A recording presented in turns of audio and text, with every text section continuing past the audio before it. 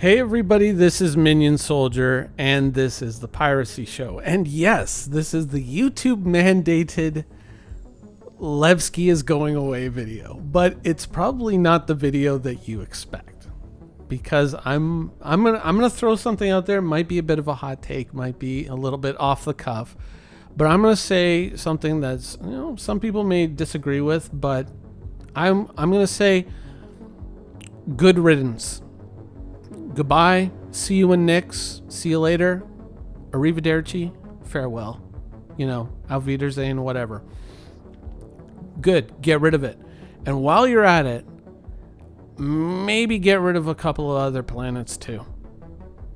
Because personally, if we are at the performance limit of this game, yes, of course, in the future, we're going to have iCache, we're going to have server meshing, blah, blah, blah, blah, blah. Okay, good. When we get to that point and you have those things and you have them in place, then you can you can bring areas like Levski back. But I would be perfectly okay with the idea that if CIG retconned the lore and just ripped ArcCorp and New Babbage Microtech out of the solar system as well and put them in different solar systems, I'd be okay with that too. Because I kind of feel that if we're at the maximum performance now and we're getting rid of Levski because we're going to get performance gains out of this, then what good does that do if 6 months later we're putting in the Crusader landing zone and we just lose everything and then probably more? We're constantly waiting for iCache and server meshing, the miracle technologies that are going to make this whole thing work. And I'm sure that they're going to do their thing once they get here, when they get here, whenever that is. But right now, I would say that, let's call it the Delamar rule is a good idea. It's the reason why ArcCorp is here. It's the reason why we can say that it's the reason why Microtech is here. We wanted to build these worlds, we wanted to build these different environments, and we wanted players to interact with them. Good, done, and we have, but in order to really give feedback on the base game, on the core features of the game, we need a game that runs smoothly and fluidly, and not just on the client side, but on the server side as well, because one of the things that I made a video about a year ago where I was talking about FPS combat, and a lot of people said, oh no, don't worry, they're coming out with Theaters of War anytime now. And that's going to, that's so that they can test FPS combat. Because I was showing in the video that I emptied 3 magazines point blank into an NPC and he didn't die out of a submachine gun. Like, full body hits and just ripped an entire mag, reload, ripped another mag, reload, and a third, and he did not die. And I was like, okay, how do we know that what we're seeing is actually what's happening on the server, and if this isn't the client just trying to interpret what little information it's getting from the server, if any at all? How do we know what's actually happening? And that is a very important part of testing. It's kind of like when you're dogfighting an NPC ship and you see it doing these impossible flips or leaping 50 meters one way or 50 meters another way. How do you really know what's going on? You don't. You have a representation of what's going on, but is that entirely accurate? And is that enough to base, your ideas of what ship combat should be? They're talking about having a combat council meeting or whatever, bringing all the disciplines together to have a summit. I think that's what they called it, where they're going to bring everyone together. For CIG to be there, good, that's fine, because I guess they're running on an in-house server that runs a lot more smoothly than ours does. But, some players in the community would probably argue that, oh no, I think we should have a couple of voices in on that too. But I would actually argue against that unless that we're allowed to play on that same environment, because a lot of our ideas on dogfighting and on FPS combat and all that are based on an imperfect experience. And I mean, anybody who doesn't think that Star Citizen is an imperfect experience, I've got news for you. Levitation is a spell in World of Warcraft. It's not a spell in Star Citizen. And I don't think I have a spell book in Star Citizen, so that should not be there. All right? And it's a lot more prevalent than you think. Things like that. And so with so many errors and so many bugs, if we could actually arguably chop these systems down to maybe a couple of landing zones or a couple of planets within a solar system and get a much smoother, much more responsive game experience, then I think we'd be in a better position to, kind of comment on more of these granular topics, rather than, like, we can look at a starship and say, that's going to be a problem. That ladder shouldn't be there.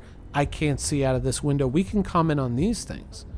But when it comes down to how does my ship perform in a dogfight, that's a very, very tricky thing to comment on when the servers are running so poorly. I mean, you even hear dogfighters out there who, put their videos up on YouTube and they'll say, this fitting for a Gladius, all fixed weapons, size 3s, this helps with the desync problem. It's like we're building ourselves and we're building our ship fittings around knowing that, what we're seeing is not actually what's happening. And so I think for all of us to be in a better position to comment on the game and to either praise or denounce whatever features come out, and to hopefully have, meaningful impact on how they're developed in the future, I think we need a much better version of the game running for us. So as much as there's probably going to be people who are like, oh my God, no, don't get rid of Levski. It's my spirit animal. Every time I go there, I have what are the emotion things or whatever you guys call them. Fine. But for now, good riddance. Get rid of it. Set it on fire and push it off a cliff. Once again, levitation. Bye. I'm not going to miss you at all.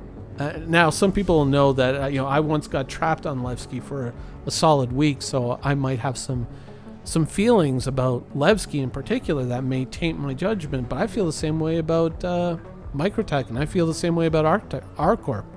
Get rid of them. I would much rather see all of the features of those two landing zones folded into Lorville, and the future Crusader and Grim Hex. Pack them all in there and get it into an environment that runs smoothly and fluidly and responsively. I would love to be in a place where we could have some much more meaningful testing going on with a lot of these, hands-on activities, rather than just talking about broad philosophical concepts of, do you really think that 6 degrees of freedom as implemented by you works? It's it's a very tricky position to be in, but maybe in the future, when we do have server meshing, when we do have iCache, then we can kind of claw some of these things back and put some of these things back in place. But I think that, it makes for a great citizen con when you're standing on a landing platform orbiting above ArcCorp or Lorville or something. You're looking down at this amazing landing zone. You're going like, wow, this game is so amazing, and it's so broad and so visual and so fantastic. But at the same time, if the cost of introducing these features before the rest of the game is caught up is crippling performance problems, then maybe they don't need to be, maybe they don't need to be in the game right now. It may not make for a very exciting citizen con, but I think a lot of us would kind of much rather see that energy poured into the existing landing zones that we got with 3.0.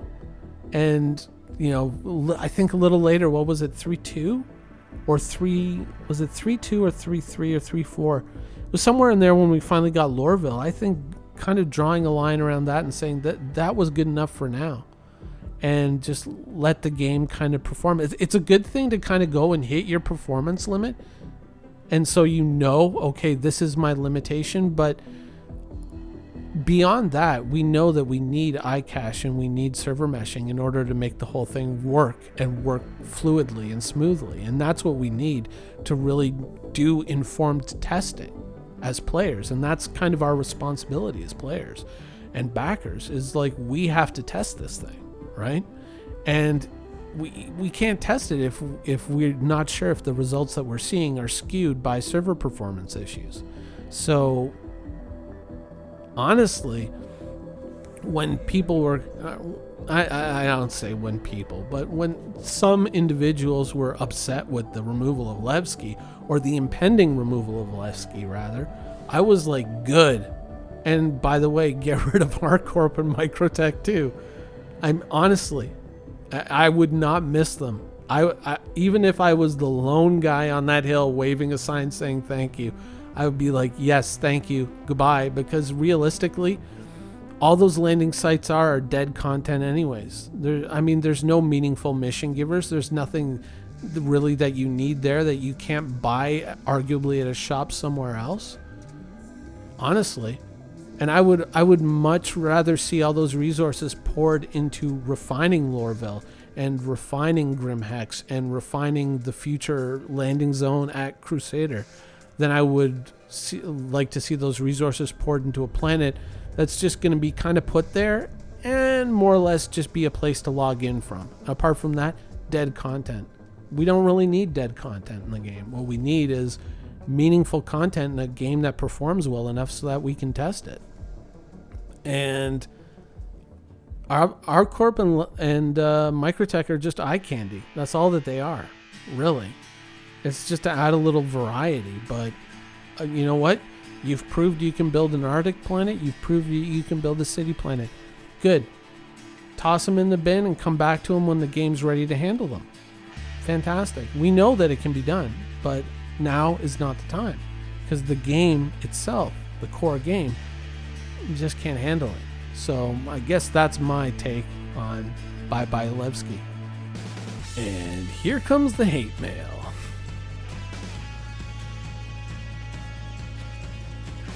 Thank you for watching. So if you want to keep up with the latest and greatest in Star Citizen and Squadron 42's development, please follow us on our social media channels.